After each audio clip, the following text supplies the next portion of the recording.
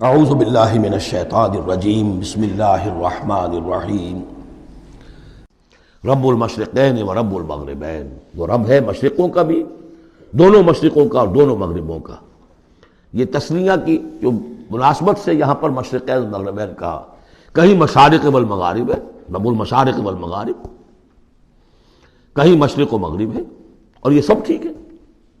مشرق و مغرب واحد کی حیثیت سے بھی درست ہے، اور مشرقین اور مغربین اس وقت کا جو مشرق ہے جہاں سورج نکل رہا ہے، اس کے مقابلے میں مغرب ہے جہاں وہ ڈوبے گا، لیکن وہی مغرب وہ مشرق ہے دوسرے ہمارا جو پیچھے جو حصہ ہے گلوب کا، اس کا مشرق ہے، اور جو ہمارا مشرق ہے وہ اس کا مغرب ہے۔ تو دو مشرق دو مغرب۔ پھر یہ کہ ہر نقطہ جو ہے زمین پر وہ مشرق بھی ہے مغرب بھی ہے، کسی نہ کسی وقت وہاں پر سورج جو ہے طلوع ہو رہا ہے، کبھی وہاں پر غروب ہو رہا ہے، تو مشارق والمغارب۔ لیکن یہاں پر تسنیہ کی مناسبت سے رب المشرقین و رب المغربین، دونوں مشرقوں کا رب مالک اور دونوں مغربوں کا۔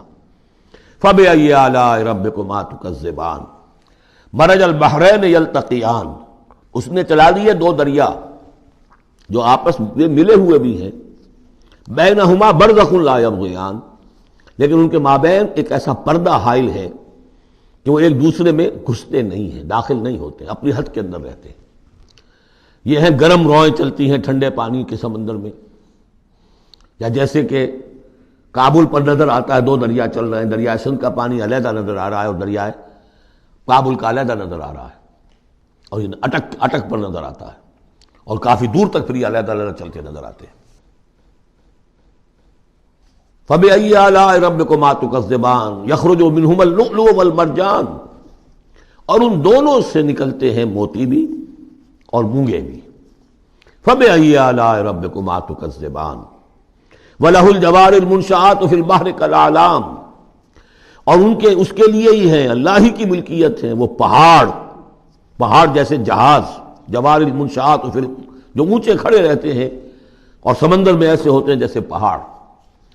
پچھلے زمانے میں بھی تو اگرچہ بادبانی ہوتے تھے، جب بادبان کھل جاتے تھے تو بڑی اونچی جو ہے بادبان ہوتے تھے ان کے، پہاڑ کی طرح، پہاڑیاں چھوٹی چھوٹی، اور آج جو کچھ چلتے ہیں بڑے بڑے جہاز، ان کو جو دیکھیں تو واقعی تو وہ پہاڑ ہوتے ہیں سمندر میں۔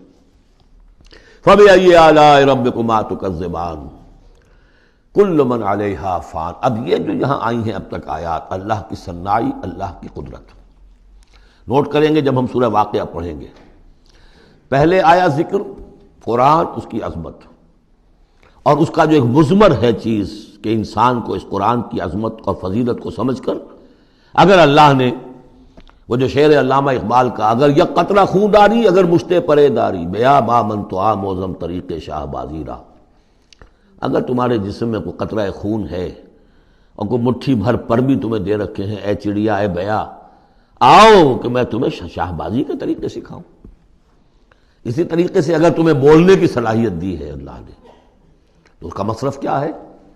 خیرکم من تعلم القرآن وعلمہ، سمجھنے کی صلاحیت دی ہے قرآن سمجھو، بیان کرنے کی صلاحیت دی ہے بیان کرو قرآن کو۔ پھر یہ کہ اللہ تعالیٰ کی تخلیقی قوت، اس کا تذکرہ ہوا۔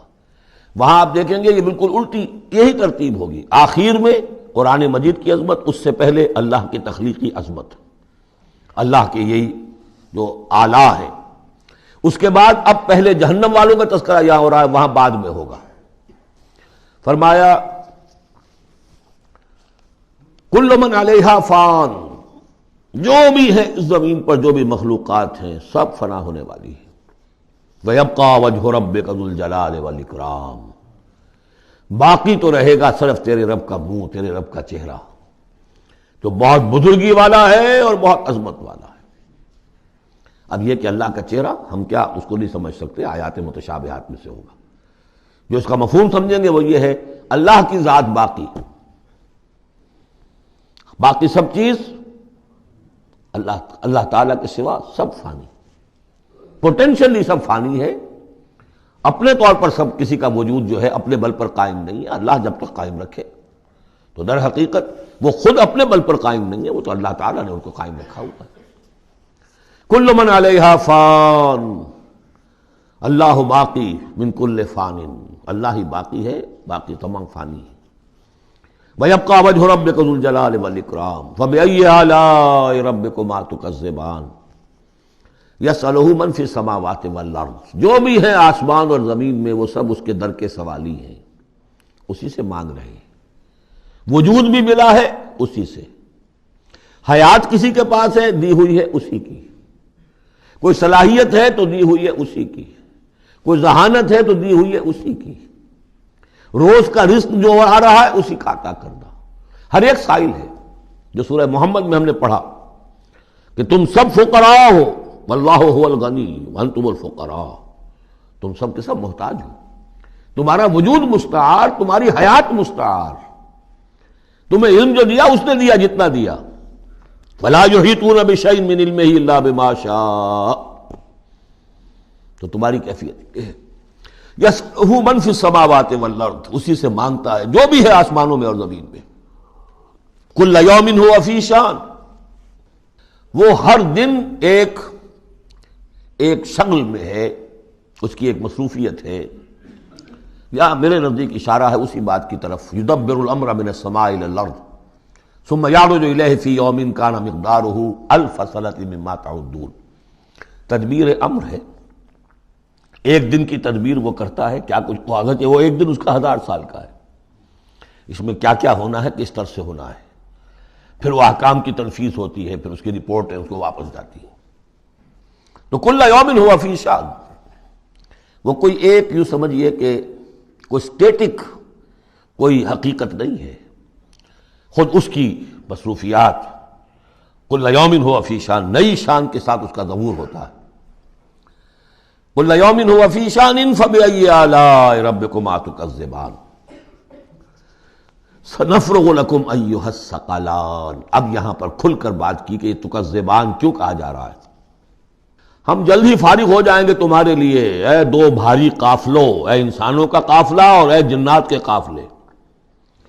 ابھی جو ہے اس کائنات کو ہم نے چلایا ہوا ہے، ابھی مہلتیں ہم نے دے رکھی ہیں، وقت مقرر کیا ہوا ہے، اجل مسمى ہے اس کائنات کی بھی اور ہر قوم کی بھی، لکل امت اجل، ہر امت کے لیے بھی ایک اجل ہے، ہر ایک فرد کی اجل ہے، وہ سب ہے، لیکن القریب۔ فبأي آلاء ربكما تكذبان، تو اے جنات اور اے انسانوں کی جماعتوں، تم اپنے رب کی کن کن نعمتوں کا اور کن کن صنائیوں کا، کن کن قدرتوں کا انکار کرو گے۔ صدق اللہ العظیم۔